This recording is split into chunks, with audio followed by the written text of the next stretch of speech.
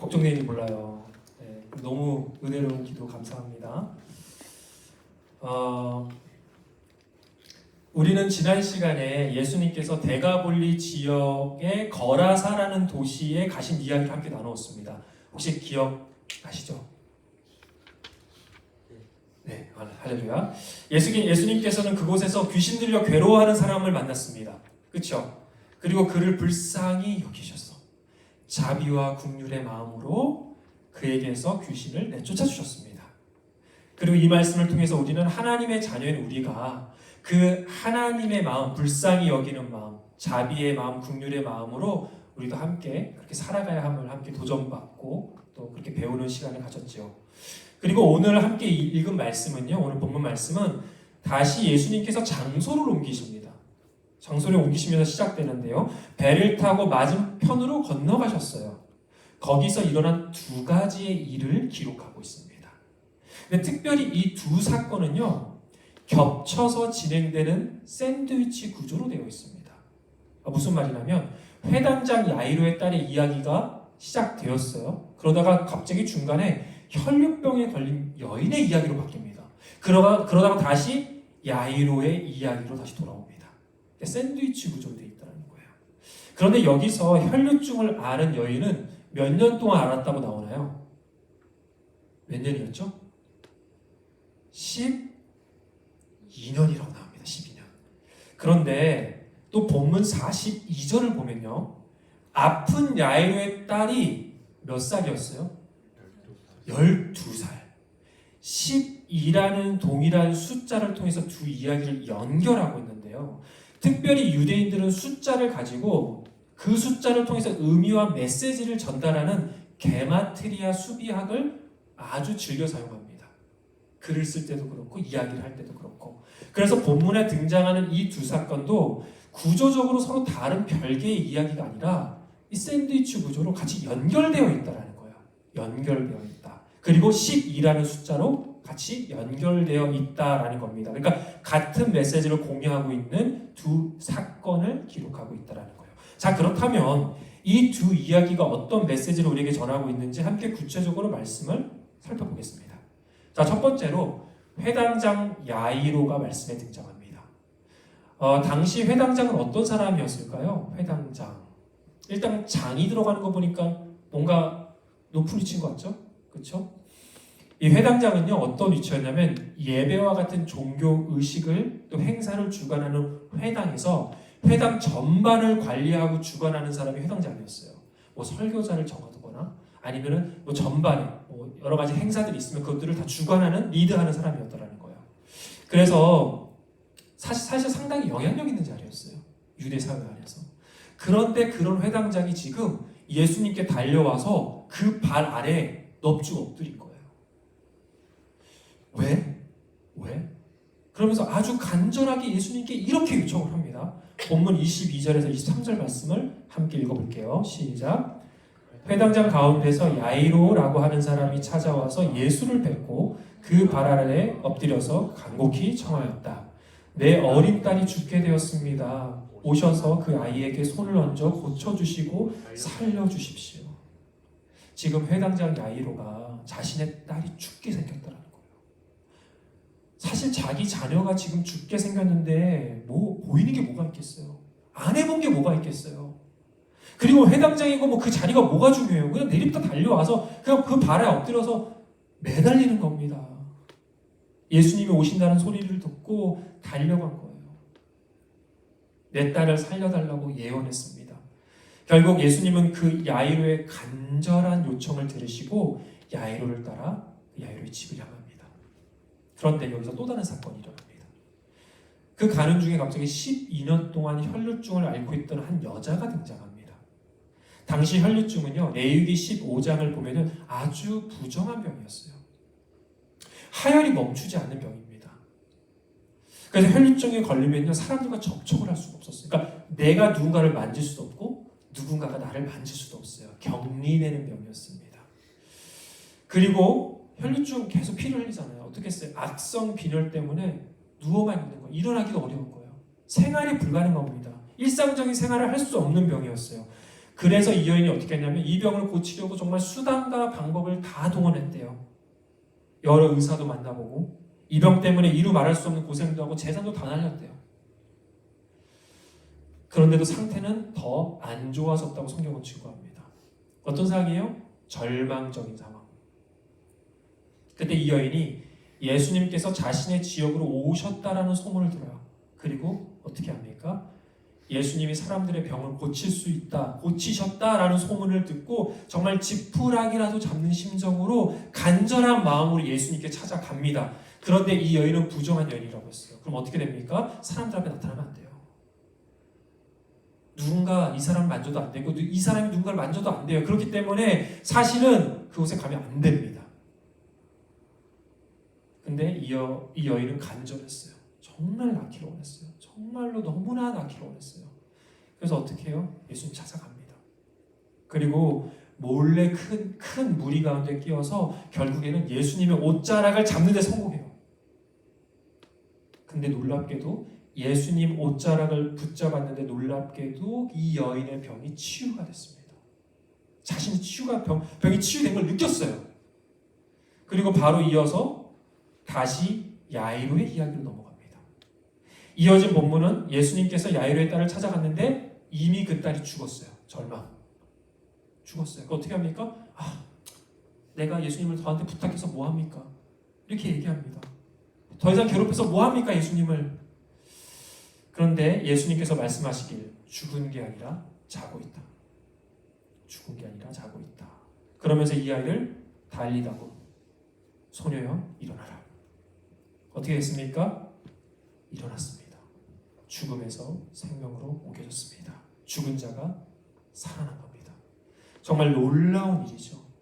정말 놀라운 치유의 이야기가 두 이야기가 연결되어 있습니다. 정말 놀라운 치유의 이야기구나. 그런데요, 오늘 본문의 두 사건이 가지는 아주 중요한 공통점이 있습니다. 공통점. 그것은 이 치유와 회복의 은혜가 바로 간절함에서 시작되었다는 겁니다. 간절함. 회당장 야이로도 정말 절박하고 간절했어요. 혈류병에 걸린 여인도 너무나 간절했습니다. 그리고 그 간절함이 예수님을 향한 믿음으로 바뀌었고, 그리고 그 믿음이 치유와 회복의 은혜로 바뀌었습니다. 결국 예수님 앞에 엎드려지고 그분의 옷자락을 붙잡았던 그 간절함을 예수님께서 정말 기뻐하셨다는 거예요. 그렇죠? 기뻐하셨기 때문에 나은 거 아닙니까? 여러분은 얼마나 간절하게 예수님을 찾고 구하고 계십니까? 얼마나 예수님을 간절하게 바라고 소망하고 만나기를 원하십니까? 하나님께서는 분명 우리에게 약속하셨습니다. 예레미야 29장 12절에서 13절 말씀 함께 큰 목소리로 읽어보겠습니다. 시작. 너희가 내게 부르짖으며 내게 와서 기도하면 내가 너희들의 기도를 들을 것이요 너희가 온 마음으로 나를 구하면 나를 찾을 것이요 나를 만나리라. 하나님께서 내게 와서 간절하게 나를 찾으라는 겁니다. 나에게 와서 간절하게 구하라는 겁니다. 그러면 어떻게 하시겠다고요? 내가 너를 반드시 만나리라 라고 약속하셨어요. 예수님께서도 말씀하셨습니다. 구하라 그리하면 너에게 주실 것이요 찾으라 그리하면 너희가 찾을 것이요 문을 두드리라 그러면 너희에게 열릴 것이다. 여러분, 이것은 간절함을 바라는 겁니다. 나한테 오라는 겁니다. 정말 너가 간절하니? 정말 너가 나를 만나고 싶니?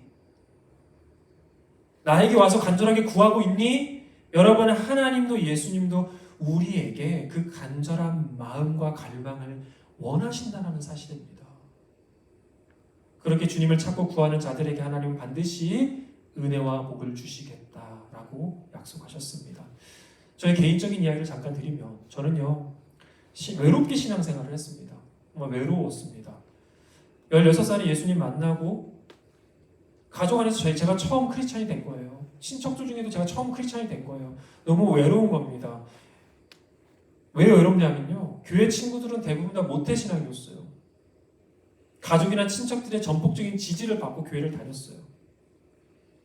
그러다 보니까 마음 안에 나도 부모님 지지받고 친척들에게 응원 받으면서 교회 다니고 싶다라는 생각을 많이 했습니다. 오히려 저희 부모님은 교회 다니는 걸 반대했으니까요, 심하게.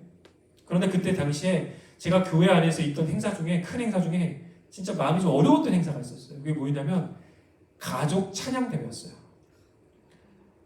여러분들은 경험해 보셨는지 모르지만 진짜 크게 했거든요, 저희 모교회에서. 그래서 가족 찬양 대회 하면은 가족들끼리 나와서 찬양을 하고 경연을 하는 거예요. 그래서 상품도 엄청 많고. 저는 한 번도 나가본 적이 없죠, 당연히. 근데 이게 이제 공식 예배 시간이라고 하기 때문에 좀 어려웠습니다. 저처럼 홀로 신앙생활하는 사람에게 사실 그런 행사가 되게 어려울 수 있지 않을까요? 그리고 신앙생활 자체가 치열했던 사람에게는 좀 불편했던 행사였던 것 같아요. 저는 그렇게 외롭게 신앙생활하면서 제가 할 수 있는 것은 뭐였냐면 그냥 하나님께 매달리는 것밖에 없었어요. 하나님께 매달리는 것. 그리고 밤이고 낮이고 오늘 했던 찬양의 가사처럼 밤이나 낮이나 교회 예배당에 가서 하나님께 부르짖었습니다. 홀로 할 수 있는 게 그것밖에 없었어요. 부모님의 구원을 위해서, 가족의 구원을 위해서, 또 제 마음의 회복을 위해서 간절하게 기도하고 또 부르짖었습니다. 특별히 교회에서 제 사항을 배려해 주셔서 제가 집에서 기도할 수 없기 때문에 저에게 교회 키를 주셔갖고 제가 이제 중고등부에서 유일하게 교회 뒷문키를 가진 학생이었습니다. 그 정도로 열심히 교회 갔어요. 학교 끝나면 교회 가고 틈만 나면 교회 가고 교회 가서 뭐 하겠어요? 기도하고 찬양하는 거죠. 근데 찬양을 하고 싶은 거예요. 찬양하고 싶은데 할 수 있는 게 없잖아요. 그때 유튜브가 있는 것도 아니고. 그래서 어쩔 수 없이 혼자 기타를 배웠습니다. 찬양을 너무 하고 싶어서, 기도를 너무 하고 싶어서, 간절히 하나님 앞에 부르짖을 때 악기가 너무 필요해갖고 기타를 그때 배웠습니다. 그래서 홀로 막 기타를 배워서 하고 있었는데 하나님이 어느 순간 저를 찬양을 인도하는 인도자의 자리로 인도해 주셨어요. 중고등부 때. 딱 기타 배우고 1년 만에 찬양 인도자가 됐습니다. 저에게는 너무나 큰 축복의 자리였어요. 그뿐만 아니라 제가 하나님을 그렇게 간절하게 매달리면서 밤낮으로 하나님 찾아가서 울면서 기도하면서 가족들이 예수님을 하나 둘씩 만나기 시작했습니다. 그리고 이후에 제가 돌아보니까 제가 밤낮으로 하나님께 부르짖고 했던 그 기도의 제목들 있잖아요. 그 기도의 제목들을 하나님께서 다 응답해 주셨더라고요. 지나 보니까 하나님이 그 기도 제목들을 하나도 잊어버리신 적이 없어요. 저의 간절한 기도 어느 것 하나 무시한 적이 없으셨습니다. 물론 그 응답의 과정은 제가 생각했던 것과는 좀 다를 수 있었어요. 저희 아버지가 예수님 만난 것도 그렇고 또 응답받는 타이밍도 제가 바랬던 것과는 다를 수 있습니다. 지금 당장 응답받기 원했지만 그게 수년이 지나서 응답받는 경우도 있었습니다. 하지만 중요한 건 뭐냐면요. 하나님께 나아가서 간절히 기도했던 그 어떤 기도도 하나님이 그냥 땅에 떨어지게 한 적이 없다는 거예요. 선하게 응답하시고 항상 축복해 주셨습니다. 그리고 그 시절 제가 하나님께 매달렸던 그 간절함은요. 그 이후에 저의 신앙의 기초가 되었습니다. 밑바탕이 되었어요. 제 신앙에. 그래서 후에 제가 선교사로 이 치열한 이 영적 전쟁터잖아요. 여기 이 보스턴에 와서 사역할 때도 또 쉽지 않은 목회자의 길을 걸어갈 때도 그 모든 여정 가운데 이 폭풍 같은 시간들이 얼마나 많았겠어요. 얼마나 어려움들이 많았겠습니까? 그런데 그때마다 제가 할 수 있었던 건 하나님 붙잡았던 그때의 그 간절함, 그 믿음, 그 하나님 앞에 서서 울며 기도했던 그 시간들이 저에게 바탕이 되었고 그때마다 그 어려움들을 하나님 이겨낼 수 있도록 힘과 능력을 저에게 주셨습니다. 저를 단단하게 만들어 주시는 시간이었던 것 같아요. 그 하나님 앞에 간절하게 부르짖었던 그 시간들. 여러분 하나님을 향한 그 간절함은요 우리에게 축복입니다. 정말 큰 축복입니다. 창세기 32장을 보면요 야곱은요 하나님과 씨름을 해요. 기억 혹시 생각나시나요? 야곱이 하나님과 씨름을 합니다. 하나님을 딱 붙잡고 뭐라고 하냐면요 나를 축복하기 전에는 절대 못 갑니다. 나를 축복해 주십시오. 그렇게 있는 힘껏 붙잡습니다. 그러면서 허벅지 관절이 어긋나거든요. 그래서 평생 불구로 살아요. 다리를 절면서 삽니다. 그러나 그럼에도 하나님의 축복을 받고 싶다는 겁니다. 간절하게 원한다는 거예요. 그래서 하나님은 어떻게 하셨을까요? 당연히 그를 축복해 주셨습니다. 그뿐만 아니라 야곱뿐만 아니라 야곱의 자손들을 축복해 주십니다.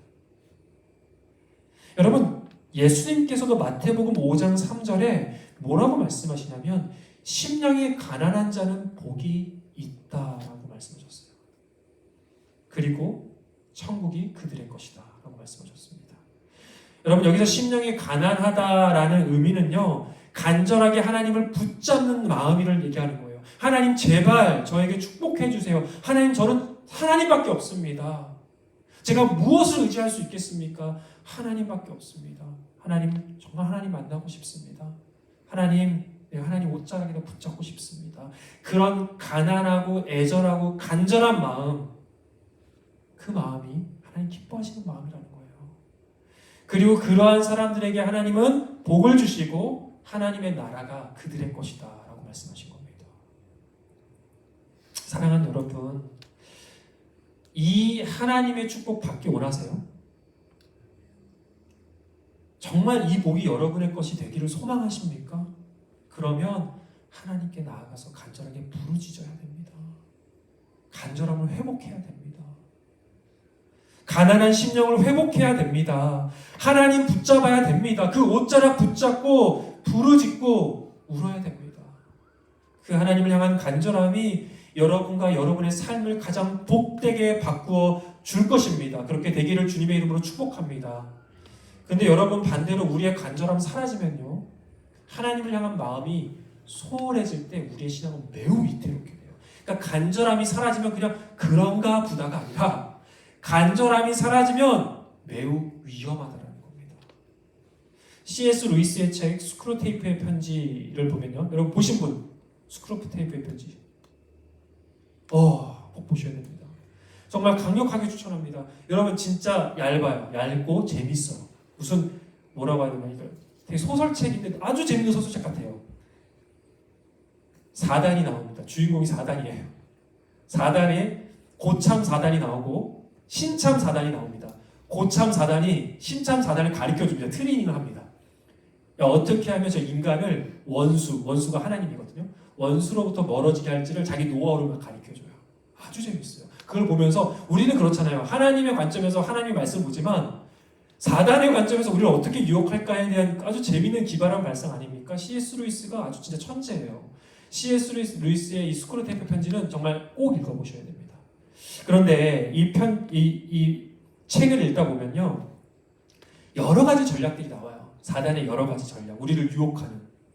그런데 그 전략들은 여러 가지가 있지만 어디로 다 모이냐면요, 결국은 하나님에 대한 관심이 멀어지게 하는 데 있어요. 우리가 하나님에 대한 관심을 멀어지게 하는 거. 첫째는 현실의 시선을 묶어두던가. 그러니까 현실에 살기 바쁜 거예요. 현실에 매달려 사는 겁니다. 하나님에 대한 관심? 사치야. 그럴 시간이 어디 있어. 또는 매너리즘에 빠지게 하는 겁니다. 그냥 반복적인 종교 생활인 거예요. 주일날 예배 날 시간 되면 가서 하고 힘을 잃어버린 눈으로 예배를 드리고 터벅터벅 나와서 예배 들었다 하고 또 삶을 살아가고, 그렇게 무언가 종교 생활을 하는 거예요. 매너리즘에 빠지는 거죠.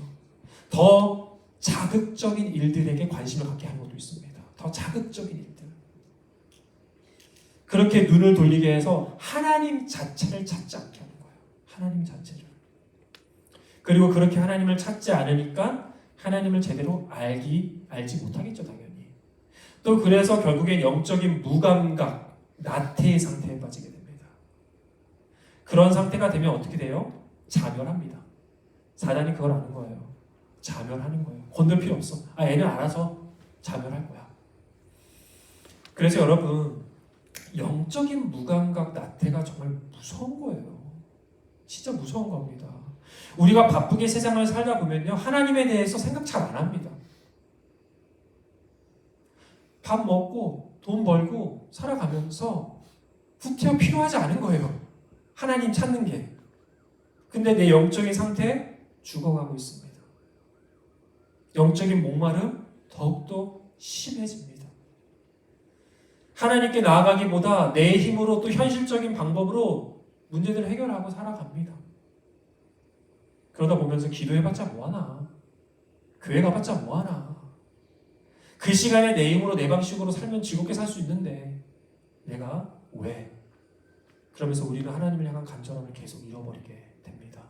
그렇게 되면요, 우리의 신앙은 죽습니다. 여러분, 안 죽죠, 겉으로 보기엔. 근데 죽습니다. 저는 제가 예수님 처음 만나고요, 함께 교회 안에서 뜨겁게 신앙생활했던 친구들이 있어요. 같이 찬양팀하고 같이 수련회도 가고 같이 밤에 막 모여갖고 막 기도 손 붙잡고 막 기도하고 했던 친구들이 있어요. 근데 그 친구들이 지금 믿음 생활 안 하는 친구들이 적지 않습니다. 교회를 아예 안 다니는 애들이 적지 않아요. 친구들이. 그 친구들 처음부터 그랬을까요? 아니요. 정말 뜨거웠어요. 정말 뜨겁게 같이 기도했습니다. 그런데 대학을 가고 직장을 잡고 사회생활을 하다 보니까 점점 바쁜 현실에 마음이 묶이는 겁니다. 시선이 고정되는 거예요. 현실을 살아갑니다. 하나님에 대한 관심이 점점 없어져요. 그렇게 저 멀리 하나님을 밀어버립니다. 그러다 보니까 하나님 보이지 않는 거예요.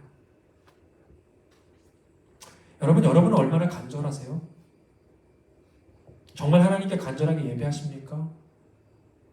정말 간절하게 기도하고 계십니까? 간절하게 하나님 붙잡고 있습니까? 만약 그렇다면 그래도 여러분이 건강하다라는 증거입니다. 하나님 앞에 매달리고 있으면.